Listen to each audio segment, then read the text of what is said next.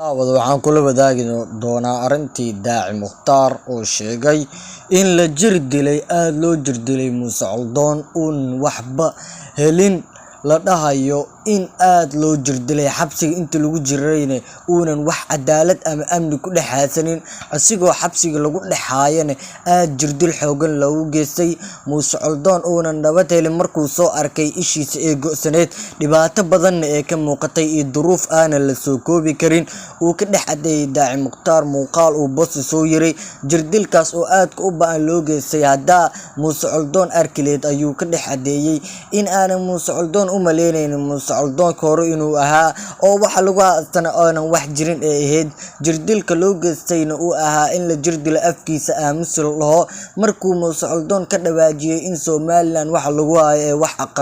caqabad ay tahay oo ardayda soo korayna ee dhibaato u tahay dadka shacabka fadlan waxaan si sharaf la kaaga codsanayaa haddii Soomaalnimo jirto inaad channelka subscribe dhaad gambaleelkan u furud muuqaalkan like taal dhacad wixii fikirkaaga in commentiga noola wadaag hoose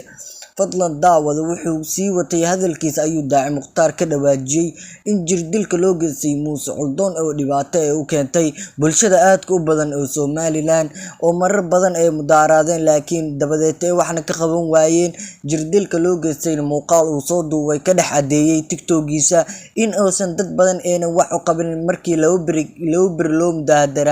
loo mudaaharaadayay kadib ee cadaaladiisa meesha ku dhabaatay markii jirdilka lagu jirdilay uu arkay mar uu ku booqday xabsiga uu yaabay in uu Muuse Coldoon yahay ama in uu qof kale yahay Muuse Coldoon oo wanaaga faafinaya inta la ogaa shanta Soomaali wanaag in badan dadka bulshadan oo runtu ka dhaadhicinay runtiisa dartiisan in ay xabsi u geliyeen badanaa dad badan ee arintaas ay ka dambeeyeen inuu cadeeyay Daaci Mukhtaar oo sheegay in arintaas loo geystay jirdil aad u ba'an meeshii laga rabay xabsiga markii la geeyay xabsigii inuu si nabad ah ugu noolaado laakiin in sidaas la sameeyeen oo loo ogolaa in